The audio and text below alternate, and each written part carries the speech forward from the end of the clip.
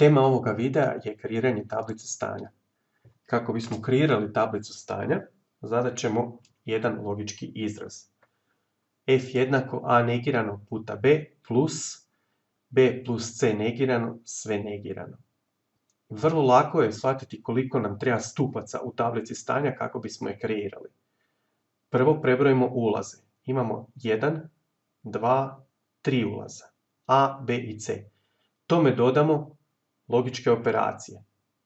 1, 2, 3, 4, 5, 6. Što znači da u ovoj tablici imamo sveukupno 9 stupaca.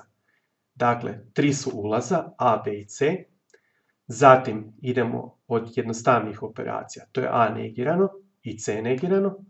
Zatim množimo A negirano puta B. Nakon toga zbrajamo B plus C negirano. To negiramo i u posljednjem stupcu nam je cijeli logički izraz koji smo zadali na početku. Stupci za ulaze A, B i C popunjavaju se uvijek na isti način. Prvi stupac A popunjava se sa 4 nule pa 4 jedinice. Stupac B popunjava se sa po 2 nule, 2 jedinice, 2 nule, 2 jedinice i stupac C sa 0,1, 0,1, 0,1, 0,1. Time dobivamo sve moguće kombinacije za ova 3 ulaza. Idemo sad rješavati stupce po redu. Dakle, prvo imamo stupac A negirano. Vrlo lako, dakle svaku vrijednost stupca A negiramo, to je zapišemo njenu suprotnu vrijednost. Dakle, imat ćemo 4 jedinice i 4 nule. Zatim negiramo stupac C.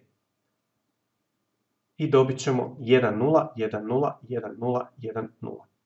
Nakon toga množimo stupac A negirano i stupac B.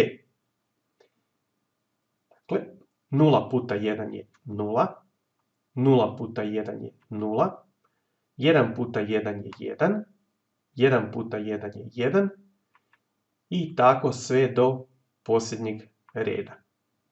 Zatim ćemo zbrojiti stupce B i stupac C negirano. 0 plus 1 je 1, 0 plus 0 je 0, 1 plus 1 je 1, 1 plus 0 je 1 i opet skroz do posljednjeg reda popunjavamo taj stupac. Nakon toga samo negiramo stupac B plus C negirano. Dakle, zapisujemo suprotne vrijednosti ovom iz stupca prethodnog. 0, 1, 0, 0 i tako do posljednjeg reda. I posljednji dio zadatka je zbrojiti stupce A negirano puta B i B plus C negirano, sve negirano. 0 plus 0 je 0, 0 plus 1 je 1, 1 plus 0 je 1, 1 plus 0 je 1 i tako skroz do posljednjeg reda. Na taj način dobit ćemo rezultat u posljednjem stupcu, što je i rješenje ove tablice stanja.